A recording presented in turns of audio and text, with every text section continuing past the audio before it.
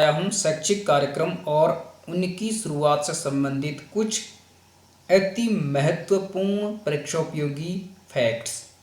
यदि आप शिक्षण से संबंधित किसी भी प्रतियोगी परीक्षा की तैयारी कर रहे हैं, जैसे उत्तराखंड सहायक अध्यापक LT, उत्तराखंड लोक सेवा आयोग प्रवक्ता भर्ती परीक्षा, उत्तराखंड माध्यमिक विद्यालय प्रधानाचार्य भर्ती परीक्षा 2024, नवोदय विद्यालय केंद्रीय विद्यालय UGC net, CSIR net, CTET UTET या शिक्षण से संबंधित किसी भी अन्य प्रतियोगी परीक्षा की, तो यह सत्र आपके काम का है। इसलिए आप सत्र को धैर्य और लगन के साथ अंत तक जानने और समझने की कोशिश कीजिए। और यदि चैनल पर पहली बार विजिट कर रहे हैं तो चैनल को सब्सक्राइब कर लीजिए।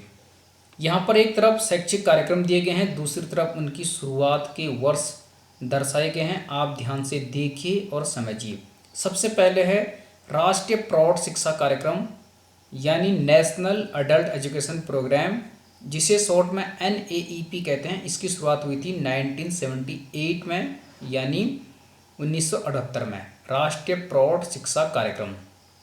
दूसरा है राष्ट्रीय जनसंख्या परियोजना, इसकी शुरुआत हुई थी 1980 में, राष्ट्रीय जनसंख्या परियोजना 1980। तीसरा है शिक्षा कर्मी कार्यक्रम, जिसे शॉर्ट में SKP कहते हैं, शिक्षा कर्मी कार्यक्रम। इसकी शुरुआत हुई थी 1987 में, 1987 में। अगला है ऑपरेशन ब्लैक बोर्ड, जिसका नाम आपने कई बार सुना होगा। इसकी शुरुआत हुई थी 1987 में। और ध्यान दिला दूं कि राष्ट्रीय शिक्षा नीति 1986 के अंतर्गत ऑपरेशन ब्लैक बोर्ड का प्रावधान किया गया था और इसकी शुरुआत हुई थी 1987 में, ऑपरेशन ब्लैक बोर्ड। ध्यान से आप समझ लीजिए। अगला है जिला शिक्षा एवं प्रशिक्षण संस्थान, जिसे डाइट कहते हैं यानी DIET। इसकी शुरुआत भी 1987 में हुई थी और राष्ट्रीय शिक्षा नीति 1986 के अंतर्गत ही इसका भी प्रावधान किया गया था।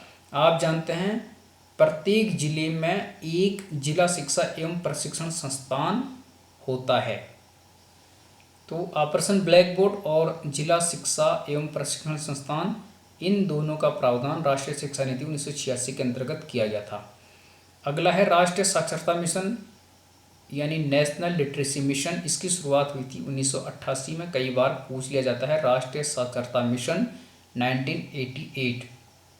इसके बाद महिला जनसंख्या, इसकी शुरुआत हुई थी 1989 में, अर्थात 1989 में, महिला जनसंख्या। इसके बाद क्रम संख्या 8 पर है सबके लिए शिक्षा, अर्थात एजुकेशन फॉर ऑल, शॉर्ट में से EFA कहते हैं, सबके लिए शिक्षा। इसकी शुरुआत हुई थी 1990 में, 1990 में।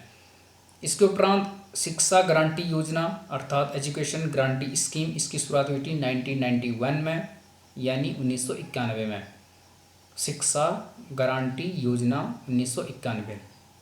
इसके बाद अगला है राष्ट्रीय प्रौढ़ शिक्षा संस्थान, जिसे शॉर्ट में NIAE कहते हैं। इसकी शुरुआत हुई थी 1991 में, 1991 में। यहाँ पर ध्यान दिला दूँ, सबसे पहले आप देख लीजिए क्रम संख्या 1 पर राष्ट्रीय प्रौढ़ शिक्षा कार्यक्रम नेशनल अडल्ट एजुकेशन प्रोग्राम 1978, और 10वें नंबर पर है राष्ट्रीय प्रौढ़ शिक्षा संस्थान NIAE 1991। वहाँ पर राष्ट्रीय प्रौढ़ शिक्षा कार्यक्रम है, यहाँ पर राष्ट्रीय प्रौढ़ शिक्षा संस्थान है। केवल कार्यक्रम और संस्थान में अंतर है, बाकी सेम है। राष्ट्रीय प्रौढ़ शिक्षा कार्यक्रम है 1978 और राष्ट्रीय प्रौढ़ शिक्षा संस्थान है 1991। इसके बाद जिला प्राथमिक शिक्षा कार्यक्रम, जिसे शॉर्ट में DPEP कहते हैं, अर्थात डिस्ट्रिक्ट प्राइमरी एजुकेशन प्रोग्राम। इसकी शुरुआत हुई थी 1994 में, 1994 में। आपने कई बार DPEP देखा होगा, सुना होगा। तो जिला प्राथमिक शिक्षा कार्यक्रम इसे कहते थे। 1994 में इसकी शुरुआत हुई थी। इसके बाद मध्याह्न भोजन योजना, जिसे MDM कहते हैं, मिड डे मील, जो कि वर्तमान में कक्षा 1 से कक्षा 8 तक के बच्चों को निःशुल्क मिलता है।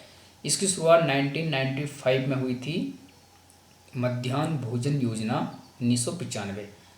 इसके उपरांत सर्व शिक्षा अभियान, जिसे SSA कहते हैं, इसकी शुरुआत हुई थी 2001। ध्यान दिला दूं कि सर्व शिक्षा अभियान प्राथमिक स्तर के लिए था, अर्थात कक्षा 1 से कक्षा 8वीं तक के लिए इसे लागू किया गया था। सर्व शिक्षा अभियान, स्कूल चलो अभियान, इसके अंतर्गत प्रावधान किए गए थे। तो सर्व शिक्षा अभियान संबंधित है प्राथमिक स्तर की शिक्षा के लिए। इसकी शुरुआत 2001 में हुई थी। अगला है प्राथमिक स्तर पर लड़कियों की शिक्षा के लिए राष्ट्रीय कार्यक्रम, national programme for education of girls at elementary level, जिसे शॉर्ट में NPEGEL कहते हैं। इसकी शुरुआत 2003 में हुई थी।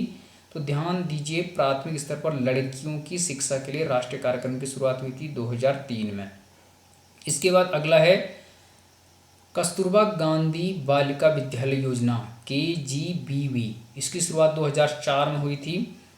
भारत के अधिकांश जनपदों में कस्तूरबा गांधी बालिका विद्यालयों की स्थापना की गई है और इसमें जो गरीब, पिछड़े या आर्थिक रूप से कमज़ोर लड़कियां होती हैं या कई अनाथ लड़कियां होती हैं, उनके लिए छात्रावास की व्यवस्था की जाती है और उन्हें वहां पर प्रत्येक सुविधा उपलब्ध करवाई जाती है सरकार की तरफ से। कस्तूरबा गांधी बालिका विद्यालय योजना, KGBV इसे कहते हैं।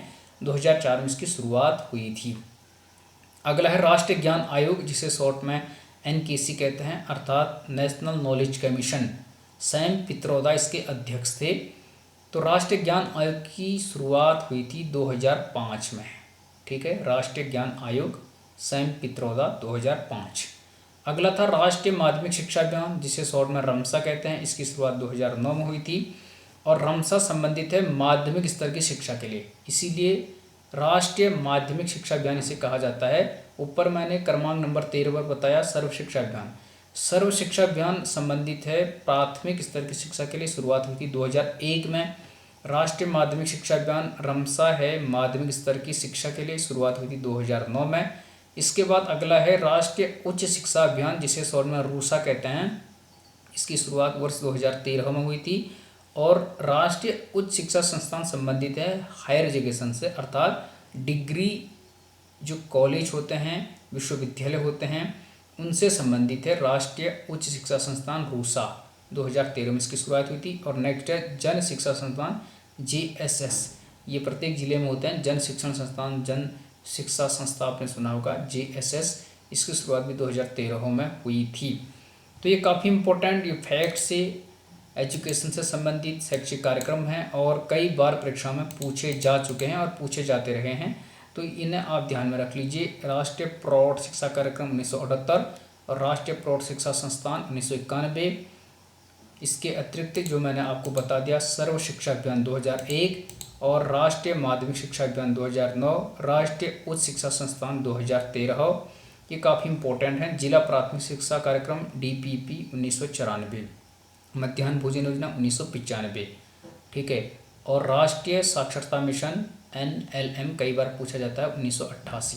तो ये फैक्ट्स हैं। जिला शिक्षा एवं प्रशिक्षण संस्थान, ऑपरेशन ब्लैक बोर्ड काफ़ी इंपॉर्टेंट हैं, ध्यान से देख लीजिए और समझने की कोशिश कीजिए। वीडियो अच्छी लगी तो लाइक कर लीजिएगा। चैनल पर यदि पहली बार विजिट कर रहे हैं तो चैनल को सब्सक्राइब कर लीजिएगा। All the best.